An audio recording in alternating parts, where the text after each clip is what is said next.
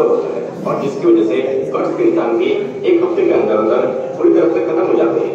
तो अब बात करते हैं जमा किसे कराना चाहिए और किसे नहीं कराना चाहिए।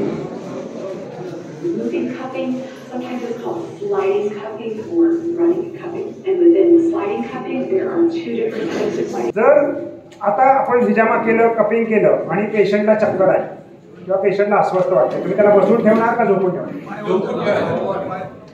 झोपून ठेवायचं, पाय वरती करायचे, पहिलं झोपून ठेवायचं, बसून ठेवायचं, नाहीतर तुम्ही कायमचे बसून राहाल, तुमची ओपीडी बंद. का झोपून ठेवायचं? बीपी लो झालेले आहे किंवा अति हाय झालेले आहे किंवा शुगर लो झाली किंवा अस्वस्थ वाटतंय, वाचोवेगल सिंड्रोम झालाय, आपल्याला माहित नाही लो शुगर झाली का लो बीपी झालं, काही माहित नाही, पण झोपवल्यानंतर आपोआप बीपी नॉर्मल होईल आणि आपलाही स्ट्रेस जाईल, त्याचाही स्ट्रेस जाईल. तर लगेच त्याला उभा करायचं का कपिंग झालं? मग अर्धा तास तो बेड वापरला नाही गेला तर चालेल ना? का बेड लगेच वापरायचा तो पेशंट गेला तरी चालेल? तर ती काळजी घ्या. कपिंग झाल्यानंतर त्याचा बीपी लो होऊ शकतं, एखादा अस्वस्थ होऊ शकतो आणि कपिंग करताना तुमच्या लक्षात येणार नाही, ते नंतर घडणाऱ्या घटना आहे.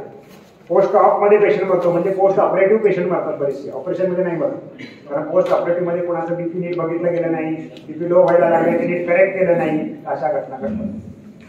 तर आपल्याला काय करायचं नाही, कधी करायचं नाही आणि किती करायचं नाही हे आज लक्षात ठेवायचंय. मेन सीआयचा पहिला उद्देश काय आहे? अवेअरनेस.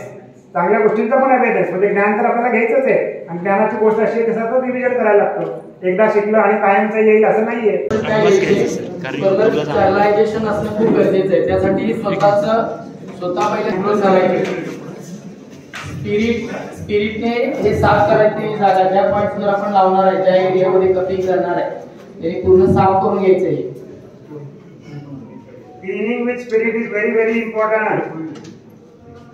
20-30 रुपयाला वाटली पाहिजे स्पिरिटची. काटकसर करायची. मोस्टली आपण ड्राय कपिंग करताना काय करतो की तो कप रियूज करतो दुसऱ्यासाठी. पण ज्यावेळेला आपण रियूज करणार, नवीन असेल तर प्रश्न नाही, पण जर रियूज करणार असेल तर काय करायचंय, तुम्ही हे स्पिरिटने साफ करून घ्यायचा कप, किंवा ज्यावेळी आपण ड्राय कपिंग करून पूर्ण झालं की त्याच्यानंतर स्पिरिट घेऊन ते पूर्ण कप साफ करून ठेवून द्यायचे किंवा धुवून ठेवले तरी चालते. त्याच्यानंतर दुसऱ्यांदा ज्यावेळी वापरणार कोणाला पण तर स्पिरिटने साफच करायचे, लक्षात ठेवा. आणि आपण नका व्हिडिओ लगेच तुमच्या ग्रुपवर येणार नाही, काही घाबरू नका. आता आपल्याला बॅक पेन आहे समजा, आता L4 L5 मध्ये प्रॉब्लेम आहे, तर त्याच्यावर बॉडी टाईट ठेवायची की लूज ठेवायची? बॉडी टाईट ठेवायची. पेशंट एकदम म्हणजे याच्यामध्ये झोपले, रिलॅक्स पोझिशन मध्ये झोपलेला असेल, टाईट पोझिशन ठेवायची. त्याला सांगायचं एकदम रिलॅक्स पोझिशन मध्ये झोप.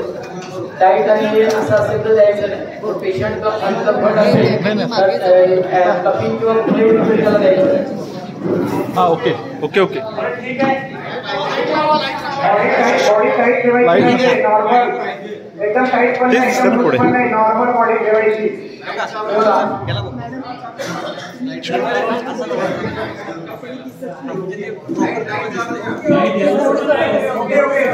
खाली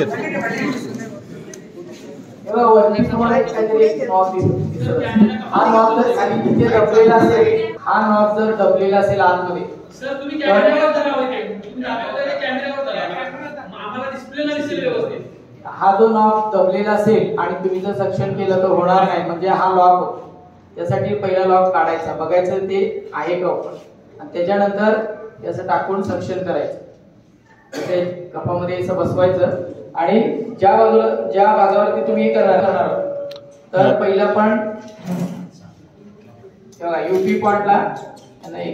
आता किती खेचायचं हे पेशंटला किती सहन होतंय, पेशंटचा आजार किती जुना आहे त्याच्यावर डिपेंड्स आहे. जेवढा आजार जुना असेल तेवढी त्याच्यामध्ये टॉक्सिन्स आणि त्याच्यामध्ये ब्लड स्टॅग्नेशन जास्त असणार आहे. आपण हे का करतोय तर तिकडचं ब्लड स्टॅग्नेशन आणि ची स्टॅग्नेशन काढून तिकडे ब्लड फ्लो वाढवायचा आणि जे टॉक्सिन्स त्याच्यामध्ये जमा झालेले, कारण ब्लड स्टॅग्नंट असेल तिथे काय होतं, तिकडच्या आतमधले जे न्यूट्रिएंट्स असतात ते संपलेले असतात, बॉडी यूज करते आणि ते ब्लड तिकडे तसंच असतं. त्यामुळे तिथे खूप टॉक्सिन्स जमलेले असतात. तर ती टॉक्सिन्स आणि ब्लड मध्ये हीट बाहेर काढण्यासाठी आपण कपिंग करत असतो. आपण काय करायचं की पहिलं बघायचं आहे की किती तो आजार जुना आहे त्याप्रमाणे सक्शन करायचं. जर आजार खूपच जुना असेल तर जास्त खेचायचं नाही. जास्त खेचलं ना तर त्याला त्रास होतो पेशंटला. आणि ते तेवढा हे होतं आणि जास्त काळा निळा होते. जेवढं जास्त काळा निळा जो मॅडमनी सांगितलं त्याप्रमाणे तर तेवढं जास्त कारण तिथे रक्त जास्त जमा व्हायचं. फार व्हॅक्यूम तयार करू नका, थोडासाच व्हॅक्यूम तयार करा. 1-2 वेळा जरी केलं तरी बस. आता आपण एवढं लगेच 1 इंच येतं वरती, 1 इंच येतं वरती. आपण हे खेचल्यावर काय ऍक्शन होते म्हणजे काय होतं आतमध्ये आपल्या लहान ज्या कॅपिलरीज असतात त्या ऍक्च्युअली कमजोर झालेल्या असतात त्या फाटतात. फाटून जे घाण रक्त आहे म्हणजे जे टॉक्सिक रक्त आहे ते बाहेर पडतं आणि ते बाहेर पडून स्किनच्या आतमध्येच असतात. त्यामुळे ते जसं म्हणजे टॉक्सिन जास्त असेल तर तेवढं तसं ते कलर येतो म्हणजे एकदम डार्क कलर येतो. त्याच्यानंतर कमी असेल तर फेंट येतो, त्याच्यापेक्षा अजून कमी असेल तर फेंट. त्याप्रमाणे जेवढं तुम्ही कमी असेल त्यावेळी खेचलं तर त्याला जास्त त्रास नाही होणार. आणि ठेवायचं किती वेळ, काही काही लोक अर्धा तास लावून ठेवतात. तर अर्धा तास लावायचं नाही. तर अर्धा तास लावून ठेवलं तर आतमध्ये तुम्हाला फोड येतात. त्याच्यामध्ये फोड काय असतात तर हीटचे फोड असतात ते आपल्याला ते जातात 2 दिवसानंतर. पण तेवढा वेळ लावून ठेवायचं नाही. जेवढा आजार जुना असेल तर तुम्हाला वाटेल मी जास्त वेळ लावल्याने फायदा होईल त्याला, तर नाही, त्याला त्रास वाढेल. तर तुम्ही काय करायचं, जुन्या आजारामध्ये स्टार्टिंगला कमीच प्रमाणात द्यायचं म्हणजे 10 मिनिटं ठेवा. 10 मिनिटं ठेवून बघा त्याला काय फरक पडतो अशा प्रकारे. आणि त्यानंतर मग हळूहळू वाढवत जायचं. आणि कपिंग रोज द्यायचं आहे का तर रोज द्यायचं नाही. एकदा किंवा आठवड्यातनं एकदा किंवा 15 दिवसातून एकदा असं कपिंग द्यायचं. रोज रोज जर दिलं तर त्याला जास्त त्रास होईल. त्यामुळे म्हणजे जास्त हे बाहेर पडेल. त्यामुळे ते करायचं नाही. आणि जास्त खेचायचं नाही. आपण खेचलं खूपच खेचलं म्हणजे तुम्हाला वाटेल की जास्त खेचलं त्याला लवकर बरं वाटेल, तर असं नाही. त्याला सहन होते तेवढंच खेचायचं. जास्त खेचल्याने जास्त त्रास वाढू शकतो. जास्त सिटिंग झालेला परवडतील पण एका सिटिंग मध्ये बरं करायला जाऊ नका. तो अति उत्साह असतो ना तो लढतो. आपण डायरेक्ट व्हॅक्यूम एवढं करायचं तेवढं करायचं की बस एका सिटिंग मध्ये तो बरा झाला पाहिजे असं करायचं नाही. चमत्कार दाखवायला जायचं नाही. ओव्हर कॉन्फिडन्स कामाचा नाही. आणि कपचे वेगवेगळे साईज असतात. जसा एरिया आहे आपला त्याप्रमाणे कप वापरायचे. जर लहान एरिया आहे तर तुम्हाला लावायचं कोठरीवर वगैरे लावायचं आहे तर जास्त जाडा माणूस असेल तर हा कप चालेल. पण जर थिन माणूस असेल त्याला हा कप चालेल. असा एरिया बघून आता तुम्हाला नीचे इकडे समजा लावायचे असतील गुडघ्याचे येते त्यावेळी लहान कप याच्यापेक्षा लहान कप येते ते कप तुम्ही वापरू शकता.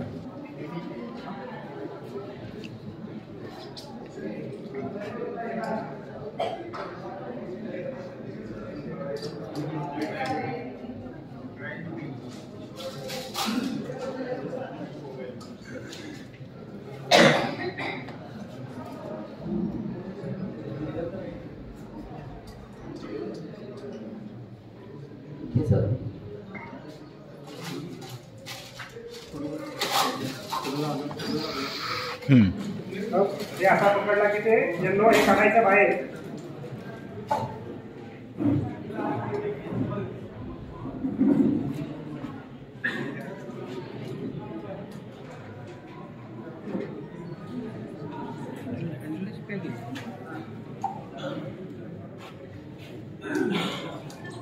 अवघड आहे का कपिंग?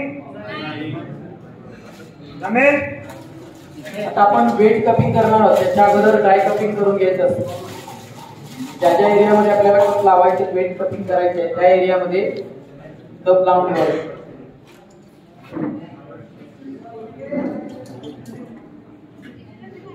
कलर चेंज होतो ज्यावेळी कपिंग आपण करतो. 5 मिनिटं किंवा 10 मिनिटं ठेवल्यावर कलर चेंज होतो. नंतर काढायचं. त्याच्यानंतर 10 मिनिटापेक्षा जास्त नकाच ठेवू. रिस्क घेऊ नका. ते कलर चेंज झाले.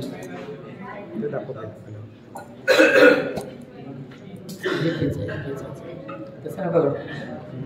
स्किनला जास्त स्टेग्नेशन असतं आणि जास्त इम्प्युरिफाय ब्लड असतं तिकडे जास्त कलर चेंज होतो. आता बघा मी एकाच वेळी म्हणजे त्याच टायमामध्ये केलं पण इकडे कलर जास्त आलाय. म्हणजे इकडे टॉक्सिन जास्त आहे, इथे कलर जास्त आहे, इथे कमी आहे. 10 मिनिटापेक्षा जास्त करायला जायचं नाही कारण पेशंटचं तोंड खाली आहे. आपल्याला काही समजत नाहीये. त्याच्या चेहऱ्यावरचे भाव आपल्याला वाचता येत नाहीये. त्याला बरं वाटतंय नाही वाटतंय समजत नाहीये. बरोबर.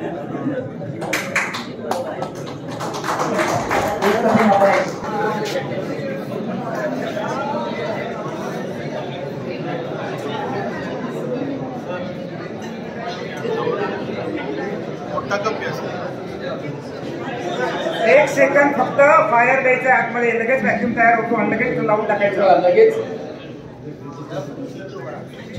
हे पेशंटच्या जवळ न्यायचं नाही बरं का, हे पेशंटच्या जवळ न्यायचं. फायर कपिंग जायचं खाली असं नाही. व्यवस्थित पकडून घ्यायचं, पकडून लगेच कोण टाकायचं.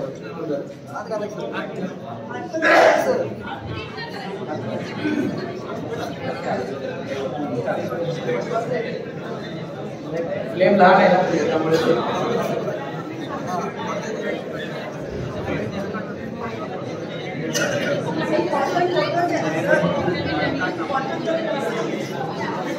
फ्लेम होती ना ती कमी घेतलं होतं, त्यामुळे फ्लेम कमी येत होती. तर जास्त प्रमाणात घ्यायची, खूप मोठी नाही घ्यायची, मीडियम घ्यायची आणि त्याच्यामध्ये केलं की लगेच सक्शन करून टाकायचं, पटकन होते.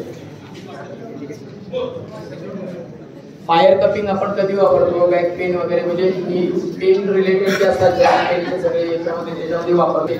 स्टॅसिस असेल ब्लडमध्ये, स्टेग्नेशन असेल, शी आणि ब्लड बरोबर असते, स्टेग्नेशन असेल त्यावेळी आपण फायर कपिंग करतो. शक्यतो कोल्ड डिजीजेस असतात त्याच्यामध्ये आपण जास्त कपिंग करतो, कारण फायर कपिंग काय करतं आपला गुणधर्म दाखवतो, म्हणजे फायरचा गुणधर्म दाखवतो. त्यामुळे फायर कपिंग ह्या सगळ्या आजारांवर उपयोगी पडते.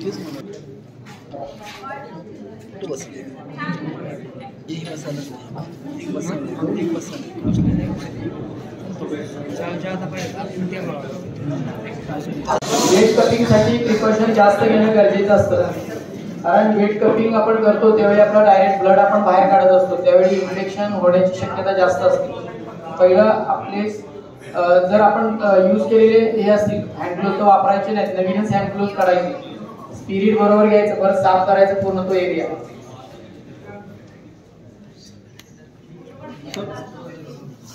साफ नाही केलं तर काय होईल, किंवा आपण साफ तर स्पिरिटची काटकसर करायची नाही. फोर्सेप पाहिजे, फोर्सेप आणि हे सगळं पाहिजे बरं का रेडी तिथे. काय लोक हातात धरतात काय असं करायचं. 24 नंबर निडल घ्यायची, 24 नंबर निडल घ्यायची आणि पण ही निडल नेहमी यूज नाही करायची, एकदा वापरली फेकून द्यायची, यूज अँड थ्रू फेकून द्यायची. नंतर नवीन ज्यावेळी वेट कपिंग करू दुसऱ्यासाठी तर दुसरी निडल वापरायची, हीच निडल वापरायची नाही. आणि ब्लेड पेक्षा सुद्धा हे फायदेशीर आहे, जास्त ब्लीडिंग होऊ शकतं. तुम्हाला इंटिमेशन फायदा सांगतो तुम्हाला, याच्यामधून आहे ना बाहेर येणार नाही. त्यांना सांगा निडली जर तुम्ही निडल वापरली तर फायदा काय होतो, ज्यावेळी ब्लड बाहेर येतं त्यावेळी फास्ट येत नाही. ज्यावेळी तुम्ही स्वतः कट्स मारता, किती प्रमाणात माराल, किती डीप माराल याची गॅरंटी म्हणजे आपल्यावर तेवढं कमांड नसतं. त्यामुळे काय होतं, जास्त ब्लड जर बाहेर आलं त्यावेळी प्रॉब्लेम होण्याची शक्यता असते. पेशंटला पण अनकॉन्शियस होऊ शकतो, पेशंटला त्रास वाढू शकतात. त्यामुळे ही निडल खूप छान. त्यामुळे 24 नंबर निडल घ्यायची, त्या निडलनी प्रिक करायचं, 3-4 पॉईंट असे हे करायचे आणि त्याच्यानंतर जिथे जास्त ब्लॅकिश एरिया असेल त्यावरती जास्त प्रिक करायचं. जास्त प्रिक म्हणजे डीप प्रिक नाही, नॉर्मल त्याच्यावर प्रिक करायचं जास्त. 0.5 आतमध्ये जायचंय, फार डीप जायचं नाही. आता पहिला आपण निडल प्लेक करतोय, जिथे आपल्याला तो पेन बॅग दिसला ना तिथे निडल प्लेक करतोय आपण. डार्क एरियावरती मी जास्त बारीक 4-5 ठिकाणी प्रिक केलं तर आपोआप ब्लिडिंग होईल. आपण एकाच ठिकाणी ब्लेड मारण्यापेक्षा तर आज सगळ्यात चांगली गोष्ट काय शिकायला भेटली, ब्लेड नको, सुई वापरलेली चांगली. चल घे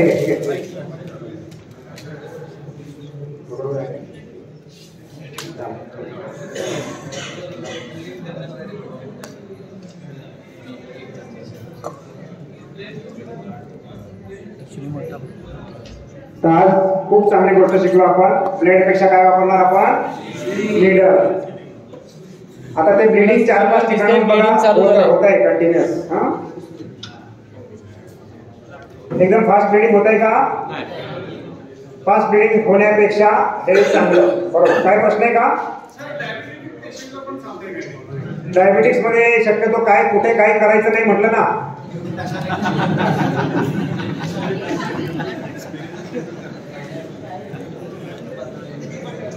कारण चांगलं झालं तर काय कोण बोलणार नाही. आता नंतर क्लीन करताना पण आपण स्पिरिट वापरायचं का नाही वापरायचं?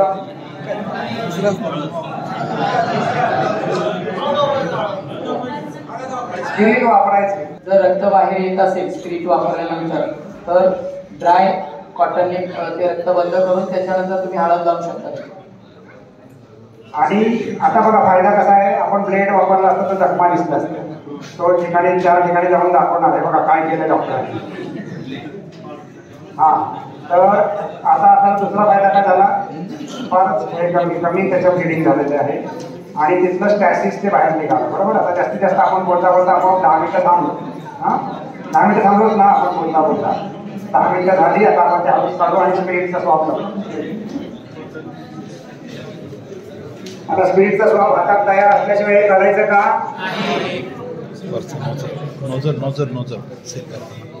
काय करायचं माहितीये का, आपण ज्यावेळी ही काढणार आहोत त्यावेळी बाजूला असा कॉटन ठेवायचं. बाजूला असं कॉटन ठेवून नंतर काढायचं. त्याच्यानंतर असं काढून असं एक पुसून टाकायचं.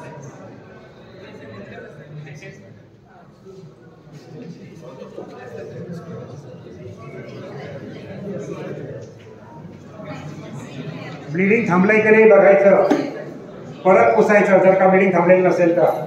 आणि जास्तीत जास्त 3 मिनिटं लागतात क्लॉटिंग टाइम. 3 ते 5 मिनिटं ब्लिडिंग थांबतं. बरोबर. नॉर्मल माणसाचं 3 ते 5 मिनिटं जास्तीत जास्त. 5 मिनिटाच्या वर जर ब्लिडिंग थांबलं नाही तर भयानक धंदा आहे. पेशंटला जास्त त्रास होऊ शकते.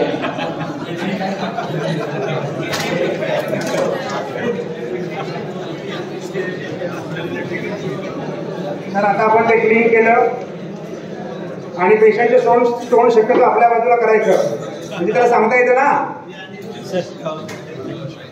एका ठिकाणी एकदाच करायचं का 2 एकदाच? एका ठिकाणी एकदाच करायचं, त्याच ठिकाणी परत लगेच रिपीट करायचं नाही. आणि बस झाले, त्याची 10-20 मिनिटं आपण घेतली, खूप वेळ घ्यायचा. आणि त्याच्यात त्याला इफेक्ट लगेच दिसतो. ते विचारायला पण जायचं नाही, त्याच्या चेहऱ्याकडे बघायचं. सगळ्या गोष्टी विचारायची गरज नसते, सगळ्या गोष्टीला उत्तर द्यायची गरज नसते. काल सांगितलंय, सगळ्या गोष्टीला उत्तर द्यायची गरज नसते, सगळ्या गोष्टी विचारायच्या पण नसतात. चेहऱ्यावर, हावभावावर त्याच्या पल्स चालू आहे का पहिली बघा, नाडी चालू आहे का. नाहीतर तुम्ही सगळं करा, ऑपरेशन सक्सेसफुल पण पेशंट इज डेड असं नाही.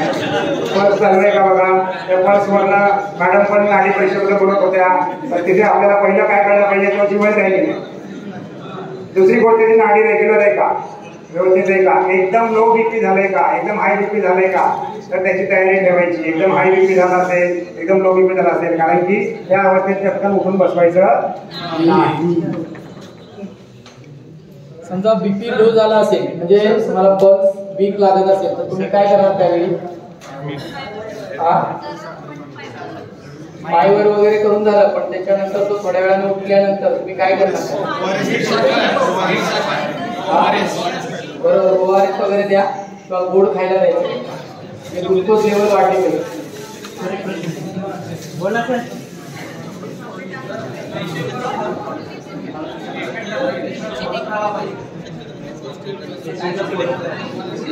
चालेल, बोलत राहा, काय हरकत नाही. चांगलं बोला, निगेटिव्ह काय बोलू नका. बघा, सरांनी हळद थोडी जास्त टाकली. एवढी हळद आपल्याकडे, हळद महाग असते, एवढी हळद टाकायची नाही. कारण काय होतं, आपल्याला थोडं त्याचे पोर्स बंद करायचे असतात. जास्त हळद टाकली त्याच्या कपड्यांना, म्हणजे ते होतील आता लग्न झालं तुझं हळद लावणार नसते काय करत असं व्हायला नको. हे बायको परत घरात येणार नाही, म्हणणार कुठे हळदीला. आता येल्लो पिशवीत टाकायचा असतो, येल्लो पिशवी असते त्याच्यामध्ये बायोमेडिकल वेस्टमध्ये तो कापूस गेला पाहिजे. हा रक्ताचा कापूस दुसऱ्याकडे कुठे दिसला आणि यांच्या ओपडीतून बाहेर आला, यांनी काहीतरी फोन बिन केला असेल बाबा, तर असं काहीतरी व्हायचं. तर याला डिस्पोज पण बरोबर करायला पाहिजे. नाही तिकडे काही टाकू नका.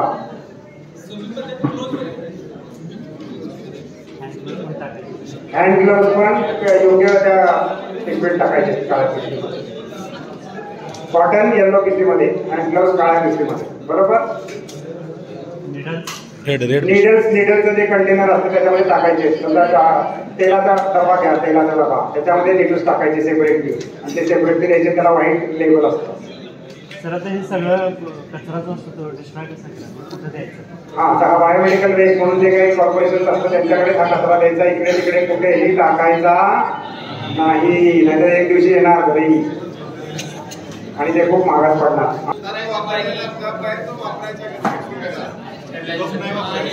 क्लीन करून काय वापरायचं परत ब्लडचा मिक्स नाही, परत नाही वापरायचा. ते सांगा सिंगल यूज रियूज करू नका.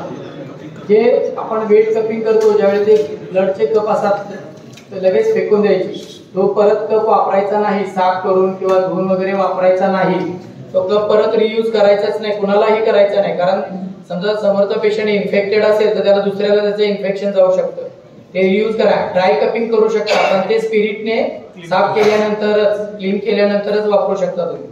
हेपटायटिस आपल्या HIV मध्ये 1.5 महिन्याचा वेटिंग पिरियड असतो. म्हणजे आज जर आपण ब्लड आणलं आणि एखाद्या पेशंटला दिलं आणि तो 1.5 महिन्याने पॉझिटिव्ह येऊ शकतो जर का ते ब्लड वेटिंग पिरियडमध्ये असेल तर. म्हणजे आजचा रिपोर्ट त्याचा नेगेटिव्ह आहे म्हणजे तो नेगेटिव्हच असेल असं नाही. आणि याच्यातून काही लोक पॉझिटिव्ह झाले ब्लड घेतल्यानंतर. हा, आणि आता आपल्याला 2 पेशंटमध्ये काळजी घ्यायची, HbA1c पॉझिटिव्ह आणि HIV पॉझिटिव्ह. याच्यामध्ये काहीही करायला जायचं नाही. आणि प्रेग्नंट बाईमध्ये अजिबात लांबून नमस्कार, काही कपिंग नको, लिफ्टिंग नको, वाईन नको, मॉक्सा पण जर घाबरून राहिला तर बरे. प्रेग्नंट बाई नमस्कार. जास्तीत जास्त UB 67 लवकर डिलिव्हरी होईल.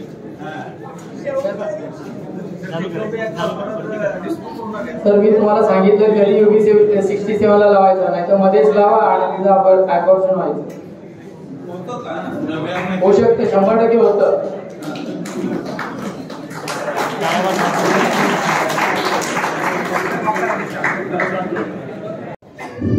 जिंजर मॉक्सा वेगवेगळ्या प्रकारे दिला जातो. पहिले काय करायचं, आपण होल पाडून घ्यायचे, एक 5-6 होल पाडायचे. जेवढं जास्त हे म्हणजे याचा डायमीटर जेवढं जास्त असेल ना तेवढं जास्त एरिया एक्वायर करतं आणि तेवढं जास्त चांगलं असतं. आपण असे पहिले होल पाडून घ्यायचे 3-4. आलं थोडं ओलं असल्या कारणाने लगेच तुटते, असे काढून घ्यायचं. ज्या पॉईंटवर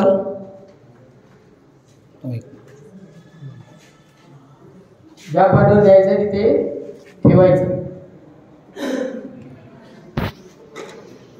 हा प्रकार आहे इनडायरेक्ट मॉक्साचा. म्हणजे जे आपण मध्ये आपण जे डायरेक्ट मॉक्सा असतो त्याच्यामध्ये दुसरं काय ठेवतो तर त्याला इनडायरेक्ट मॉक्सा आपण बोलतो. हा फाईन मॉक्सा वूल आहे. हा जो मॉक्सा आहे स्टिक मॉक्सा. या स्टिक मॉक्सामध्ये काय आहे तेवढं फाईन वूल नसतं. म्हणजे एकदम काय होतं आपण बारीक वूल असतं ना ते हे याचा आपण कोण बनवू शकतो. कोणची विड्थ मी तुम्हाला सांगितली आहे साधारण अंगठ्या एवढी. असं दाबून त्याला एक आपण मोदक कसे बनवतो त्या टाईपमध्ये बनवायचं आणि तो याच्यावरती ठेवायचा. हा जर डायरेक्ट असेल आपल्याकडे तर आपण डायरेक्ट ठेवायचं. पण असं बनवायचं हे तुम्हाला दाखवलं. काही वेळेला पडू शकतं खाली ते जळ, म्हणून हे असं असेल तर चांगलं. असं पेटवून घ्यायचं. त्याच्या अंगावर पेटवायचं, बाहेर पेटवायचं आहे. फायर कपिंग मध्ये पण फायर त्याच्या अंगाजवळ न्यायचं, नाहीतर आजची CAE वाया गेली.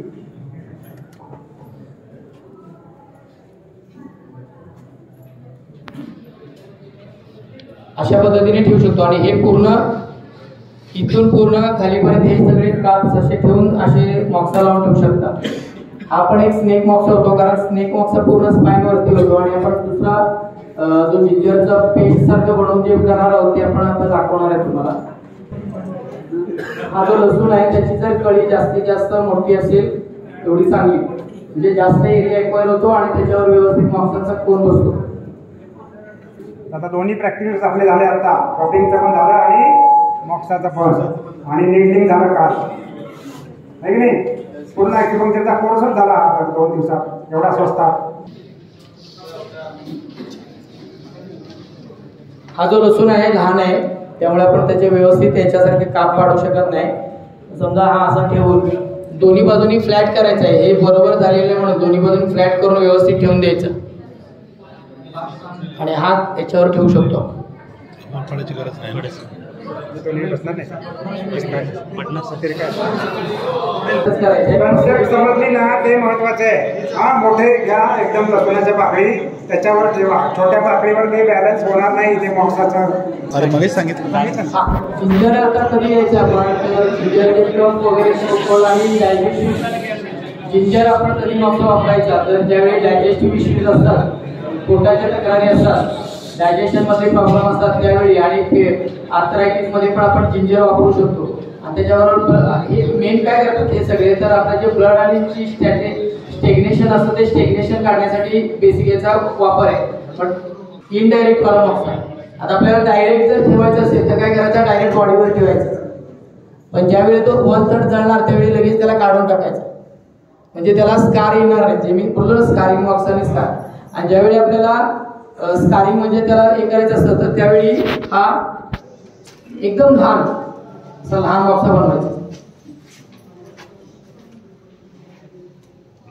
आणि ओनियन ठेवायचे असा लावून ठेवायचा इकडे, असा उभा राहायला पाहिजे, असा पडलेला नाही पाहिजे, उभा पाहिजे. आणि अगरबत्तीने त्याला पेटवायचं.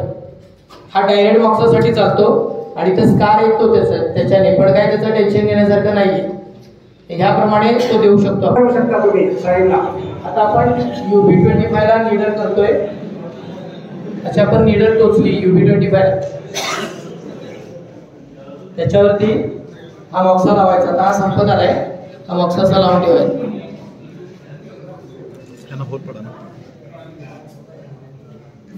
पहिले होल पाडून घ्यायचं याला. अच्छा ठेवा होल पाडायचं खाली, त्याच्यानंतर मॉक्सा घुसवायचा.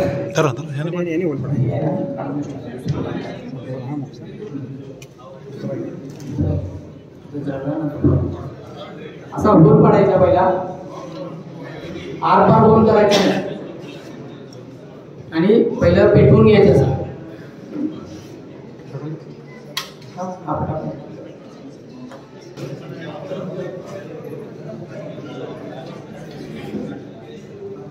मॉक्सामध्ये होल करून घेतला आधी, नंतर मॉक्सा थोडासा बंद केला आणि नंतर त्या निडलवरती असं लावून ठेवायचं लावलेला आहे. आणि हा पूर्ण जळ जास्त चटका बसत असेल तर लगेच काढून टाकायचं.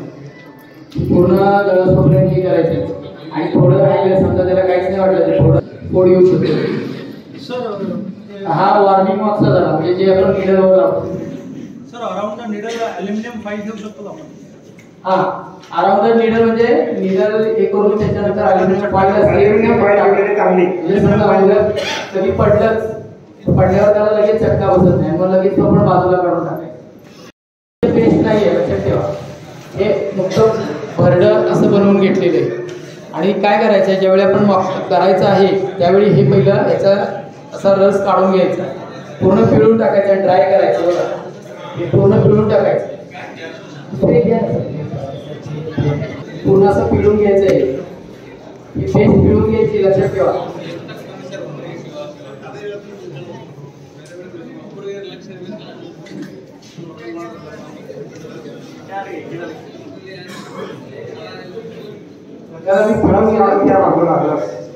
रस बाजूला काढायचं. मला इकडे या पटकन व्हॉलंटियर बॅक पेन कोणाला आहे? बॅक पेन आहे, बॅक पेन सर त्यांचे अनुभव सांगतायत काय काय अनुभव आला त्याच्यामध्ये. त्यांना मला बॅक पेनचा त्रास होता गाडीच्या ड्राईव्हरनं, टू व्हीलर ड्राईव्हरनं.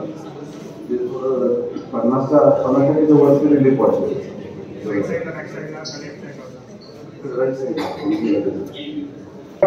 साईडला काही लोक मोबाईल ठेवतात, काही लोक वॅलेट ठेवतात आणि ते सगळं धोकादायक आहे. आणि इथे ठेवतात ना मोबाईल त्यांचं तर काय खरं नाही, कारण एकदम हृदयाच्या जवळ ठेवतात म्हणजे फार मोठा खोला नाहीतर मध्ये आल्याचा वापर वाढणार आहे, लसूणचा वापर वाढणार आहे आता. आणि इंडियन बॉक्साची आम्ही रेट करतो, इंडियन बॉक्सा.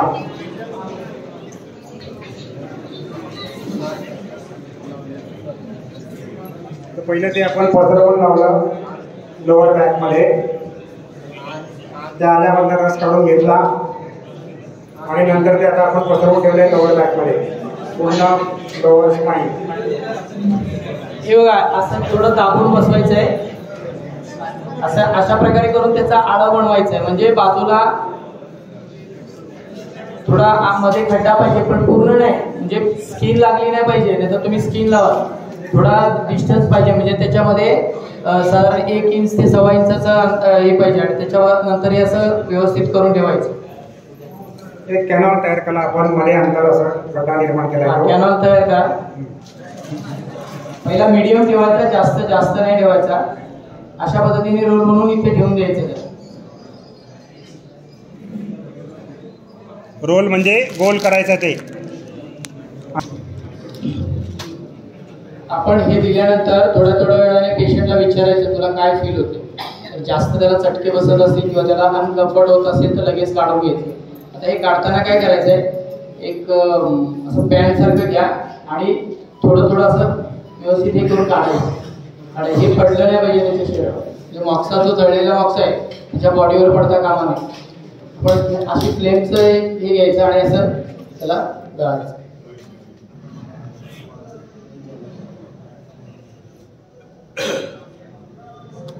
गेली का त्या मॉक्साची भीती डोक्यातून जमेल मॉक्सा करायला.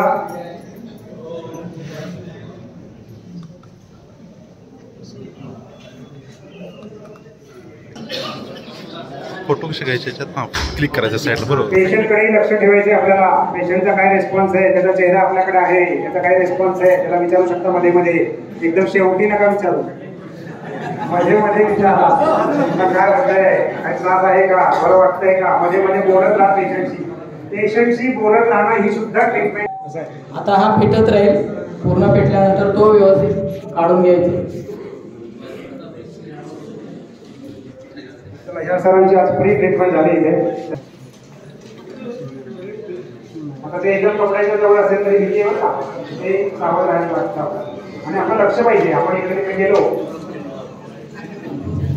हा स्मोकलेस मॉक्स आहे. हा जर आपण दिला ना, हे धूर होत नाही आणि ॲलर्जिक पेशंटला फायद्याचं असतो. अस्थमॅटिक आणि ॲलर्जिक. आणि हा स्मोक मॉक्स आहे, तर आपण हा पेटवला तर असं धूर होणार. आता सगळे मॉक्साचे प्रकार संपलेले आहेत. ते तुम्ही शिकून घ्या आणि पेशंटवर यूज करा. पण पहिल्या स्वतः घरात यूज करा. लगेच पेशंटवर जाऊ नका, तुम्हाला कॉन्फिडन्स येऊ. आपल्याला काय करायचं, पाय कुठल्या साईडला, तुम्हाला काय त्रास होतो. Right pain, right side, right pain होत आहे. त्याचा लेफ्ट पायाचा अंगठा ओढून बघायचा, त्याला पेन किती होतं. ठीक आहे. त्याला पेन खूप झालं तर तुम्ही समजा की त्याला आता तुम्ही नक्की बरं करू शकणार. ठीक आहे. आता आपण पॉइंट, आता काही जे आहे GB30 आधी सांगितलं, लंबर स्पॉन्डिलायटिसवर जे येतात, आपण ब्लॅडर 23 पासून 23, 25 घेऊ शकतो, GB30 घेऊ शकतो, UB60 आणि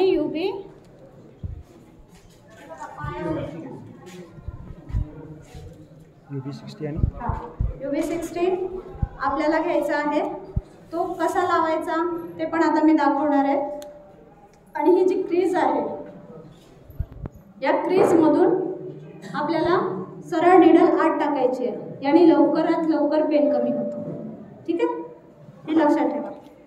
आता हे बघा, यांना इथेच मणक्यामध्ये दिसतंय ना लाइनिंग.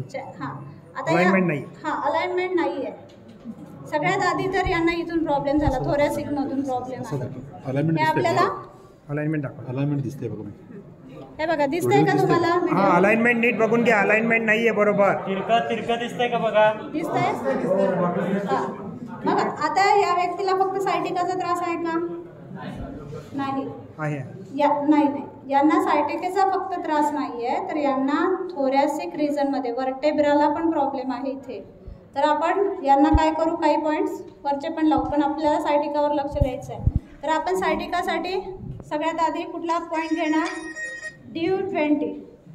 त्याच्यानंतर काय घेणार, DU20 काय करतं, सिडेशन करत असतं. तरीसुद्धा आपल्याला DU20 घ्यायचं आहे, कारण त्या व्यक्तीला झोप लागली पाहिजे. कारण तो दुखण्यामुळे कधीचा झोपलेला नाही आहे. ठीक आहे, त्यामुळे तो झोपणार आहे.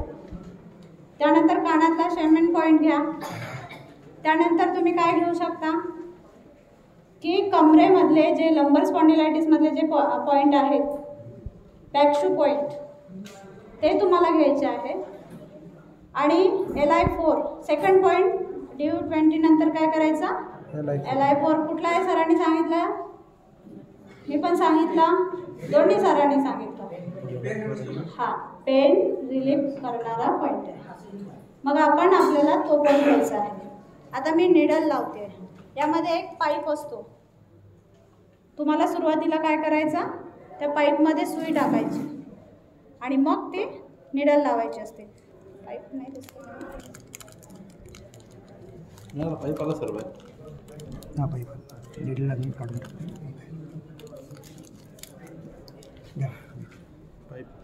पाईपचं पण दाखवा, व्हिडिओ करतोय का पाईप पण दाखवा. हे पाईप दाखवा. हे बघा. तर याला काय करायचं? या सुईला यात टाकायचं आहे. आपल्याला ब्लॅडर 11 पण घ्यायचं आहे.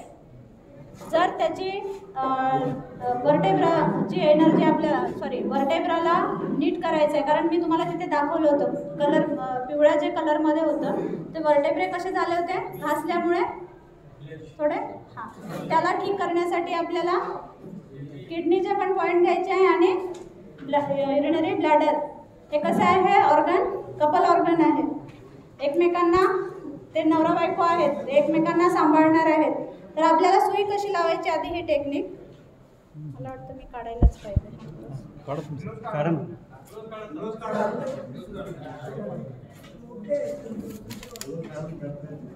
हे बघा, मी म्हटलं होतं मगाशी हँडग्लोव्हजमध्ये पण घातलं की कसं होतात हात. रेग्युलर तुम्ही घालाल तर हे सगळं होणार आहे. थोडं लक्ष देऊन करा सगळं.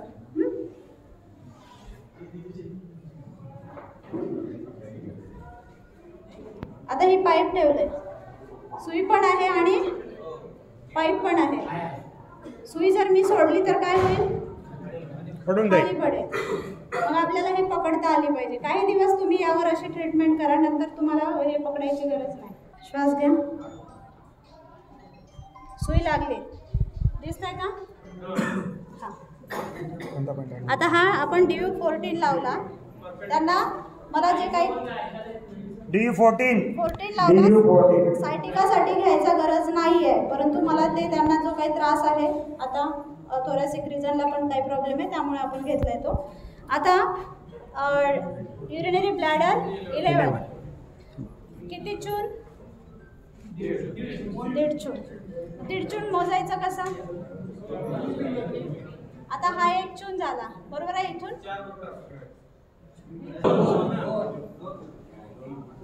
आता आपल्याला घ्यायचं आहे, ठीक आहे, ही जी लाईन आहे.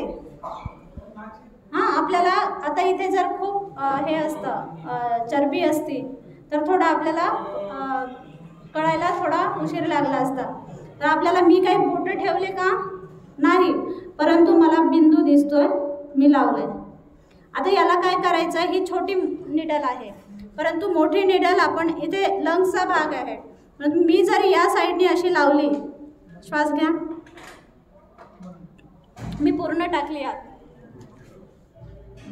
काय केलं मी? परपेंडिक्युलर लावली आधी, थोडीच लावली आणि नंतर काय केलं?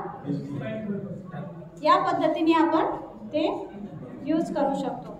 ही आणि आता मी इन्सर्ट करते. आता हा लंबर रिजन आहे आपला.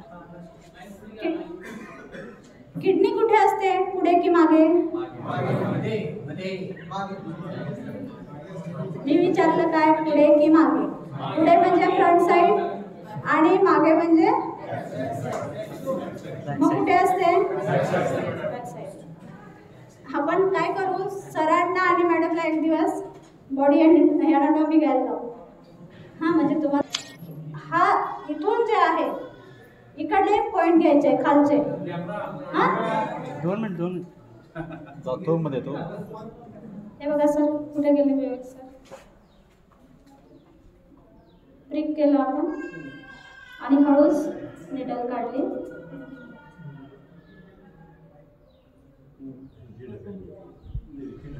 याला हळूहळू, म्हणजे लगेच लावल्या काही तुम्हाला मॅनिप्युलेशन द्यायची गरज आहे का?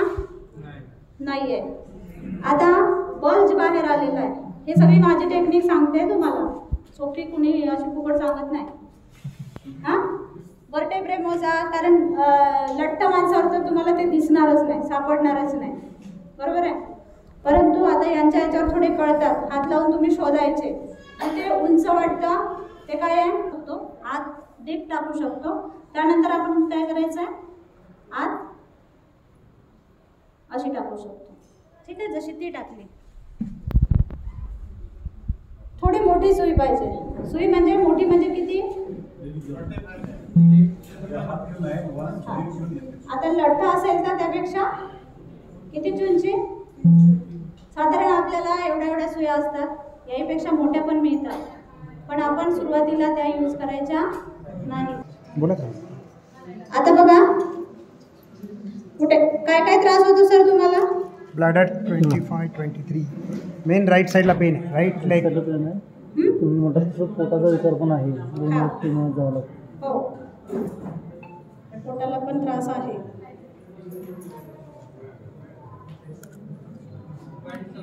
ब्लॅडर 23. आता 23, 25 सर सांगा तुम्ही. हां, तुम्ही बोला. Bladder 23, bladder 25. आता हे आपल्याला बघा, GB30 कसा घ्यायचा तो मगाशी मी सांगितला, पण तो पॅन्टमुळे आता इथे लावता येत नाहीये. ठीक आहे, तर तुम्ही लावला असा समजा.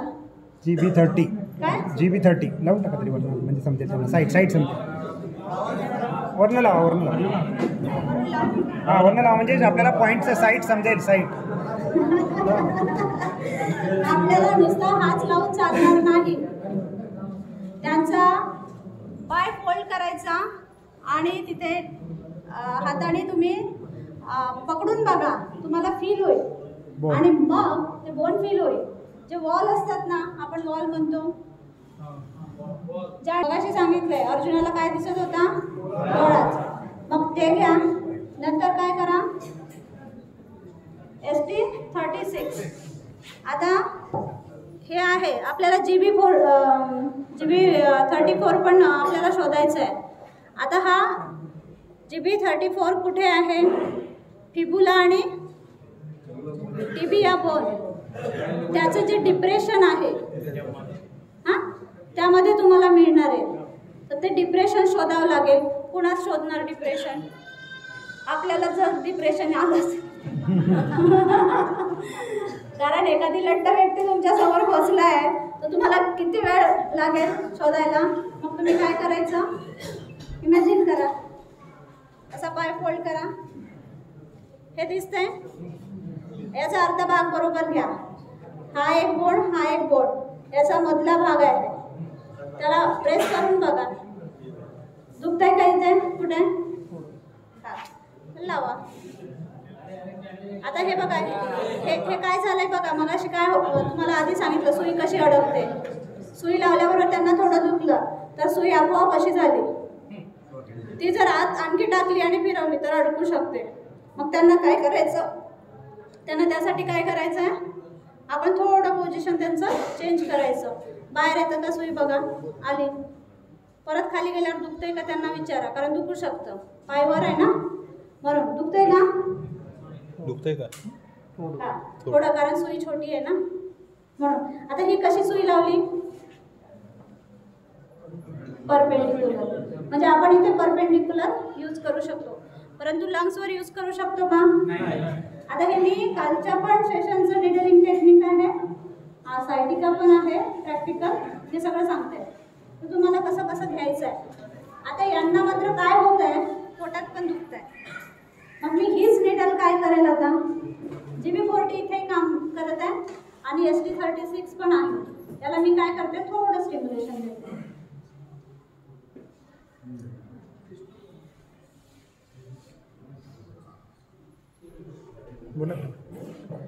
आपण टॅपिंग करू, वरून त्याला टॅप करतोय. ठीक आहे. दुसरा, त्यांना स्टमक जी फ्रंट साईडने आपण लावतो ती लावणार. निडल लावली, काढली, त्यानंतर काय करतोय आपण, मी सांगितलं सायटिकासाठी ही माझी टेक्निक आहे. तर काय करते मी, पूर्ण निडल आत टाकली. मेरिडियन काल वाचले नाही का? आता मी पॉइंट कुठं काय आहे नाही सांगणार. एवढा स्पून फिडिंग नकोय. जर स्पून फिडिंग केलं तर आपण काय होऊ शकणार नाही. प्रयत्नांचे परमेश्वर भेटतो म्हणतात तसं आपण जेव्हा चुकलो तरच शिकणार आहोत.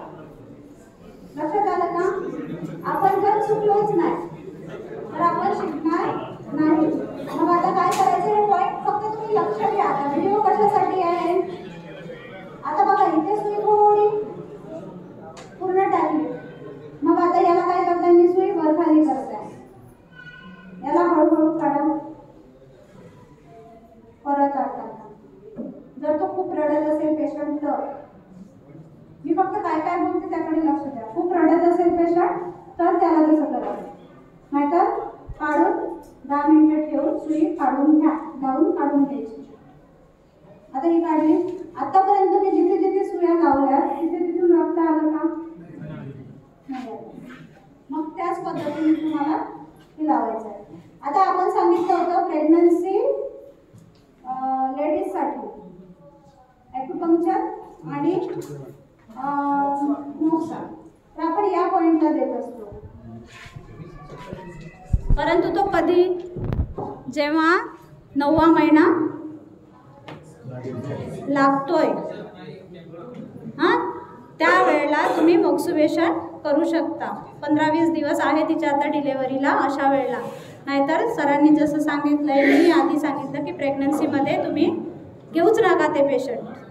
परंतु एखाद्याला खरंच खूप चांगला फायदा होतो प्रेग्नन्सीमध्ये सुद्धा, जर तुम्ही करून बघितलं तर. नॉर्मल डिलेव्हरी होतात आपल्याकडे, आपण सांगितलेलं आहे आणि त्या पद्धतीने झालाय. फक्त आपल्या दवाखान्यात डिलेव्हरी नाही झाली एवढंच. हां, तर ते करू शकतो. हे झालं. आता यांचा हे बघा, आता जो पॉईंट आहे मी लावलाय तो ॲक्युरेट कसा येणार, हे नक आहे यांचं इथे खूप उंचवट आहे, त्याच्यामुळे थोडा या साईडला या कॉर्नरला येणार. आपण जर पेननी रेष घेतली ना, पेननी रेष घेतली तर काय, एक लाईन अशी, एक लाईन उभी. हा जो कॉर्नर येतो तो आपल्याला कुठला आहे, UB67. हां, त्याला काय करायचं आहे, ॲक्युपंक्चर करायचं आहे. कशा पद्धतीने करायचं आहे, ज्या वेळेला डिलेव्हरी होणार आहे त्यावेळेला स्ट्रॉंग स्टिम्युलेशन द्यायचं आहे. ज्या वेळेला आता आपण म्हणतोय की आता अर्ध्या एक तासात डिलेव्हरी होणार आहे, परंतु डॉक्टर सांगतात की अजून नाही, तुला पेन येत नाहीये, अशा वेळेला तुम्ही काय करा, स्ट्रॉंग स्टिम्युलेशन द्या. वर खाली वर खाली वर खाली. ठीक आहे, हे झालं त्यासाठी. आता हा कुठला पॉइंट आहे, आता याला आपल्याला काय करायचंय, UB60 कुठून चालू होतो, कसा चालू होतो, तो प्रवाहित कसा होतो, हिमालयावरून गंगा कशी वाहते, सगळ्यात मोठी मेरिडियन कुठली आहे, म्हणजे गंगा आहे. हे लक्षात ठेवा, म्हणजे हे लक्षात राहतं. अशा पद्धतीने सांगितलेलं लक्षात राहतं. मग आता ती हिमालयावरून आली आहे. सायटिकाचा आजार असल्यामुळे पाय गार पडला आहे. ही सायटिका कसं असते, ती स्लाइड होती सगळी पुढे, आपण बघितली नाही, लावू आपण. त्यात प्रत्येक याचे सिम्पटम सांगितले आहे, कसं ओळखायचं. त्यामध्ये कैसे पहचानना है वो मैंने स्लाइड दी है, उसमें सायटिका कैसे कैसे अलग अलग टाइप का लगता है. तर आता हा पाय खूप थंड आहे असं मी म्हटलं, म्हणजे सायटिकाचा पाय बराच जर थंड असतो. तर मग अशा वेळेला आपण काय करायचं आहे, ही सुई आणखी वर खाली या साईडने करायची. त्यांना रिलीफ मिळणार. नंतर इथेच नाही तर ती इथे आणि की आपण तसं लावा. आवाज येतोय का?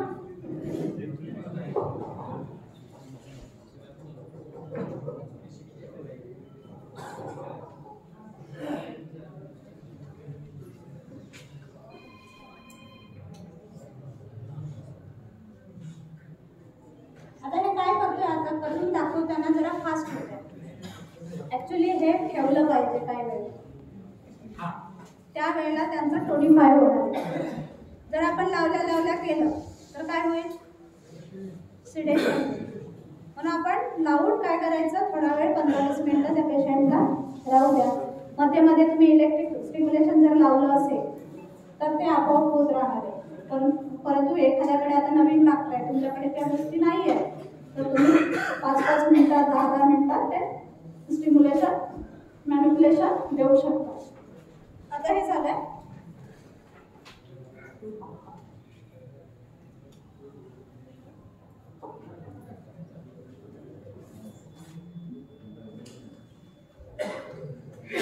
आता मी हे डीप नाही टाकली आहे. त्यांना बाकीचे काही प्रॉब्लेम्स आहेत त्यामुळे मी हे लावलेलं आहे. ठीक आहे. आता पाय कसा वाटतोय उचलून बघा बरं तिकडून. किती रिलीफ वाटतोय सांगा बरं. कमी वाटतंय, पूर्ण कमी वाटतंय, परंतु हळूहळू आणखी कमी होणार. याचा अर्थ हे व्यक्ती बरे झालेत का? झाले नाही. एका दिवसात आपण काही देव नाही बरं करायला. लक्षात घ्या, हे व्यक्ती बरे झाले नाहीये. फ्रेश निडल आहे, शार्प निडल आहे, म्हणून एनर्जी चांगली फ्लो झालेली आहे. तुम्ही हळूहळू त्यांना जर रेग्युलर व्यवस्थित ट्रीटमेंट दिली तर मात्र ते जे मी दाखवलं होतं ते बरं होणार आहे. मग यामध्येच आपण काय काय करू शकतो. दुसरं